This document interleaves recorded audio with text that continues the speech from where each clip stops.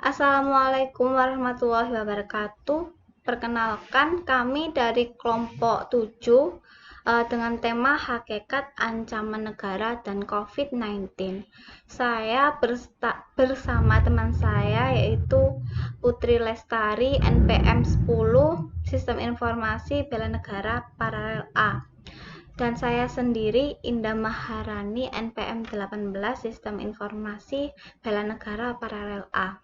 Hakikat ancaman negara, pengertiannya sendiri itu pengertian ancamannya niat, penyataan, situasi, kondisi, tindakan, atau perbuatan yang diperkirakan membahayakan atau merugikan. Lalu ancaman kaitannya dengan bela negara apa?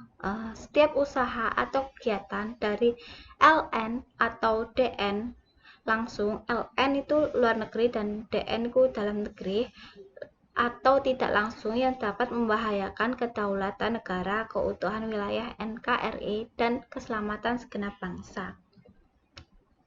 Lalu ancaman militer. Ancaman militer sendiri artinya yaitu suatu ancaman yang menggunakan kekuatan bersenjata yang terorganisasi dan dinilai mempunyai kemampuan yang dapat membahayakan kedaulatan dan keutuhan wilayah suatu negara, serta dapat membahayakan keselamatan warga negara dan segenap bangsa.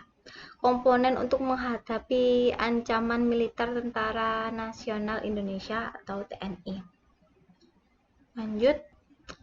Di sini ada beberapa, ada 7 bentuk ancaman militer sesuai pasal 7 ayat 2 Undang-Undang Republik Indonesia nomor 3 tahun 2002. 1. Agresi. Pengertian agresi sendiri adalah ancaman militer yang menggunakan kekuatan bersenjata oleh negara lain terhadap suatu negara yang dapat membahayakan kedaulatan dan keutuhan wilayah negara tersebut dan juga membahayakan keselamatan segenap bangsa tersebut. Agresi dapat dilakukan dengan berbagai bentuk dan cara berbeda-beda. Berikut macam-macamnya, yaitu invasi, lalu bombardemen, lalu blokade. Nomor 2, pelanggaran wilayah. Pelanggaran wilayah yang mana pelanggaran ini tentunya dilakukan oleh negara lain yang menggunakan kapal maupun pesawat non-komersial. Selanjutnya, spionase. Spionase adalah ancaman militer yang dilakukan terhadap suatu negara yang kegiatannya berupa mata-mata dan dilakukan oleh negara lain yang bertujuan untuk mencari dan mendapatkan dokumen rahasia militer suatu negara. Selanjutnya yang nomor 4, sabotase. Sabotase adalah ancaman militer yang dilakukan oleh suatu negara yang kegiatannya mempunyai tujuan untuk merusak instalasi militer dan objek hal nasional. Tentunya sabotase ini dapat membahayakan keselamatan suatu bangsa. Lanjut yang kelima, aksi teror bersenjata. Ancaman militer yang kelima ini dapat berupa aksi yang kejam yang dilakukan oleh suatu jaringan terorisme yang luas atau internasional, atau ancaman yang dilakukan oleh teroris internasional yang bekerja sama dengan teroris lokal atau dalam negeri. Lanjut yang keenam, ancaman militer pemberontakan bersenjata internasional dengan dalam negeri. Ancaman militer terhadap suatu negara dapat juga berbentuk suatu pemberontakan yang mana pemberontakan tersebut juga menggunakan senjata. Selain itu ada perang saudara, yaitu yang menggunakan senjata juga termasuk ancaman militer. Nah, ini bentuk-bentuk ancaman negaranya, foto-fotonya. Di sini ada hacker juga, sabotase, lalu ada yang bersenjata, banyak hal. Nah, itu selanjutnya akan dilanjutkan oleh Putri. Terima kasih. Di sini saya akan melanjutkan penjelasan dari Indah. Nah, yang kedua ada ancaman non-militer. Ancaman non-militer yaitu suatu ancaman yang tidak menggunakan kekuatan senjata, namun jika dibiarkan akan membahayakan kedaulatan dan keutuhan wilayah suatu negara. Selain itu, juga dapat membahayakan keselamatan segenap bangsa. Nah, komponen utama menghadapi ancaman non-militer adalah lembaga pemerintah di luar bidang pertahanan sesuai dengan bentuk dan sifat ancaman yang dihadapinya, dengan didukung oleh unsur-unsur lain dari kekuatan bangsa. Contohnya, seperti lembaga pemerintah yang menghadapi ancaman non-militer yaitu ada polisi, KPK, DPR, dan Satpol PP.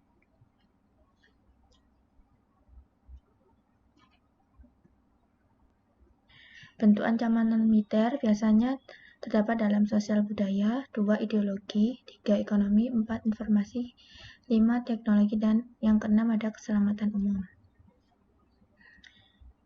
Nah, selanjutnya ada bentuk, ini adalah gambar bentuk ancaman non-militer.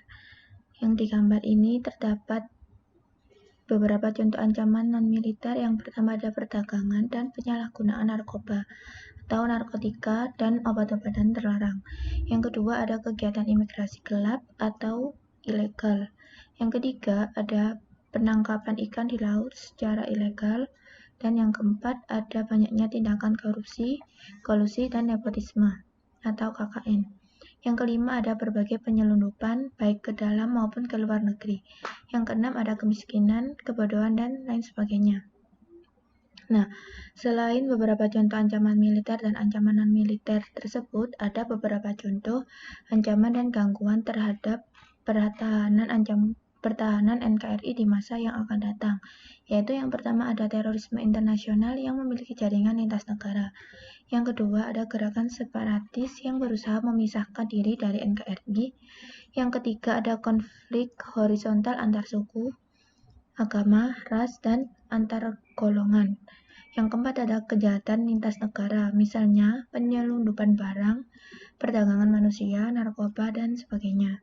Yang kelima terdapat tindakan yang merusak lingkungan hidup, seperti pembakaran hutan, pembuangan limbah industri ke sungai, dan lain sebagainya. Dan yang terakhir, terdapat aksi unjuk rasa atau demonstrasi yang anarkis, arogan, dan radikal atau amuk massa. Nah, yang selanjutnya terdapat COVID-19. COVID-19 atau yang disebut COVID-19 ini adalah penyakit menular yang disebabkan oleh jenis coronavirus yang baru ditemukan. Virus dan penyakit ini disebabkannya ini tidak dikenal sebelum mulainya wabah di Wuhan di Tiongkok pada bulan Desember 2019. COVID-19 ini sekarang menjadi sebuah pandemi yang terjadi di banyak negara di seluruh dunia. Nah, grafik perkembangan COVID-19 ini sumbernya diambil dari website covid19.go.id.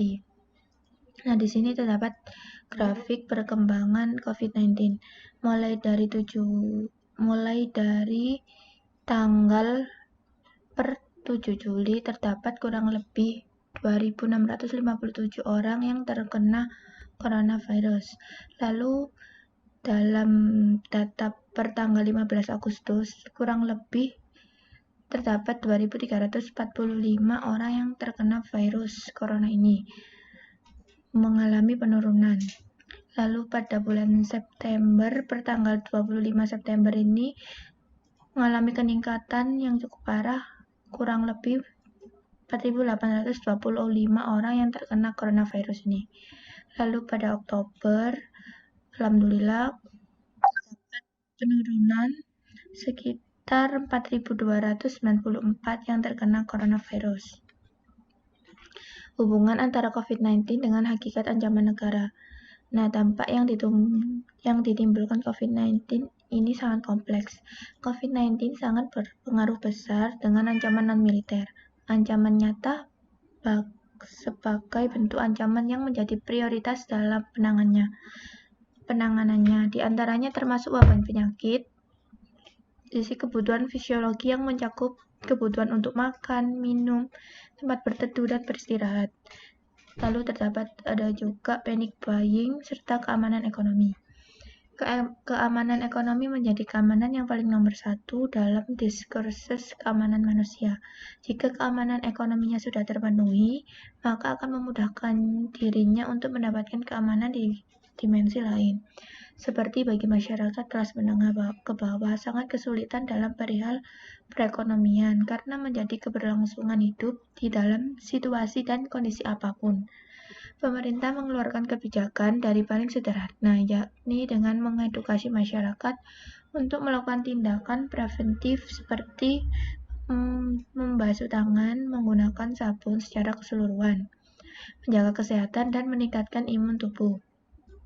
Hingga menerbitkan keputusan Presiden nomor 11 tahun 2020 tentang pemberlakuan status darurat kesehatan akibat pandemi dan keputusan Presiden nomor 20 yang berisi ketentuan untuk memberlakukan pembatasan sosial berskala besar atau yang disebut PSBB. Sekian presentasi dari kelompok kami, kurang lebihnya mohon maaf. Wassalamualaikum warahmatullahi wabarakatuh.